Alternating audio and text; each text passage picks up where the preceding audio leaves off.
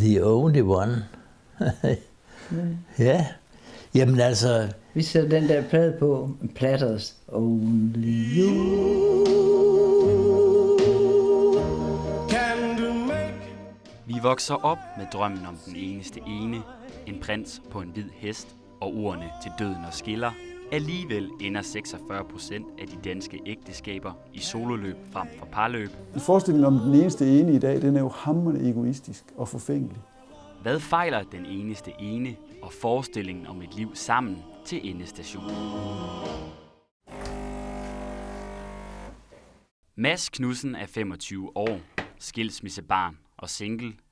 Han er klar til at bytte roomie og mandehørm ud med kæreste og kælervaser. Jeg skal nok finde en, der passer så godt til mig, at jeg føler, hun er den eneste ene.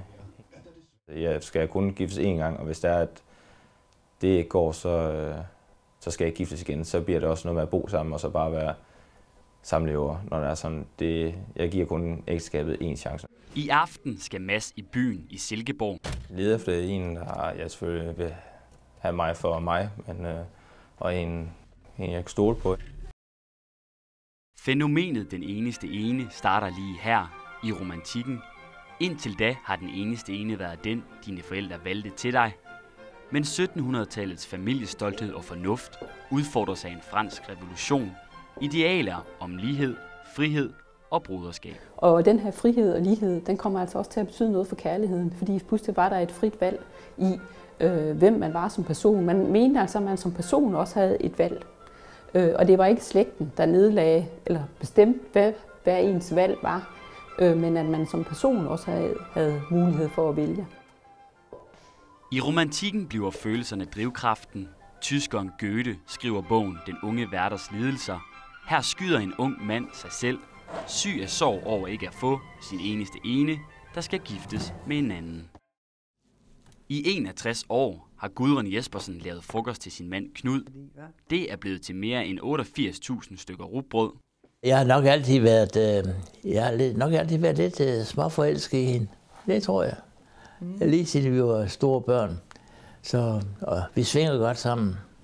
Er I stadig forelsket? Ja, det er vi. Ja, det vil jeg også sige. Det vil i hvert fald være løgn at sige, at vi ikke var. Ja. Gudrun og Knud har fået det til at lykkes. Fundet en person at dele hele livet med. Vi var på en lille bryllupsrejse til København. Men kun 56% af os danskere tror faktisk på, at vi kommer til at følges med den samme. Hvad skal den eneste ene egentlig indeholde for, at vi kan gå hele vejen ned af kærlighedens sti sammen til døden og skiller?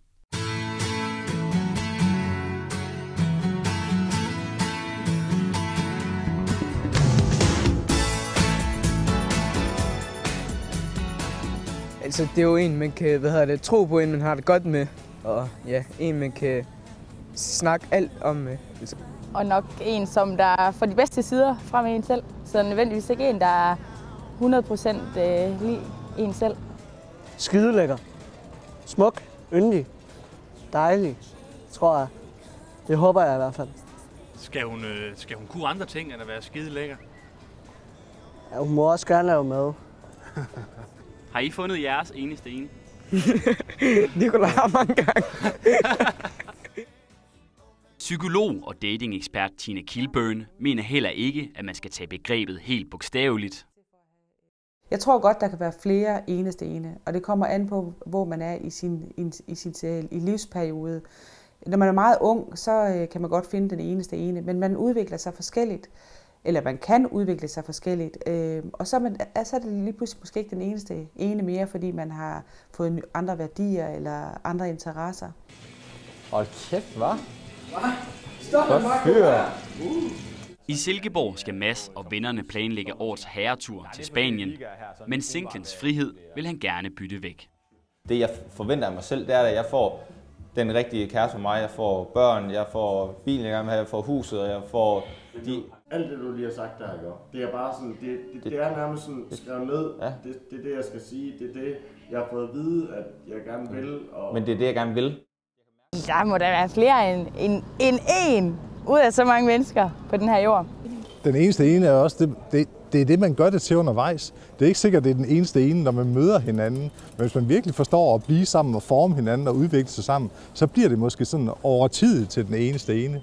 Men spørgsmålet er også, om den eneste ene ikke er ens selv et eller andet sted. Altså i vores samfund tror jeg, at man har sig selv som udgangspunkt, og så hvis partneren ikke passer ind, så er man vel sig selv nærmest sin egen eneste ene. Som præst møder Henrik Lund mange, der har mødt den eneste ene, men han er bekymret for, at ingen mennesker kan leve op til nutidens ideal. Hvis du er den eneste ene, så skal du kunne alting. Du skal være en hammergod elsker, ikke også i sengen. Du skal se godt ud. Du skal tjene en masse penge. Du skal have et spændende job. Du skal være et intellektuelt modspil. Du skal dyrke sport. Du skal have nogle sunde børn. Du skal... Altså, billedet af det, man har, ideal, man har i dag, det er jo fuldstændig vildt, hvad den anden skal kunne leve op til. Hvis den eneste ene ikke lige lever op til forventningerne, så kan det være, at den næste gør det, eller den næste, eller måske den næste igen. Vi er hurtige til at sige, du er ikke væk. Og det er jo det samfund, vi lever i. Det er et forbrugssamfund, og det smitter også af på vores kærlighedsliv. Vi giver det ikke en chance. Vi arbejder ikke for sagen. Hvis vi skal bruge noget energi på at få det til at fungere, så er der mange, der siger, at det orker de ikke, og så prøver de at finde det næste. Mads og gutterne rykker i byen. Selv er han ikke sikker på, om alkohol og høj musik er det bedste lup til søgen efter kærligheden. Men man ved jo aldrig. Måske dumper den eneste ene pludselig ned på diskotek Villa midt i Silkeborg.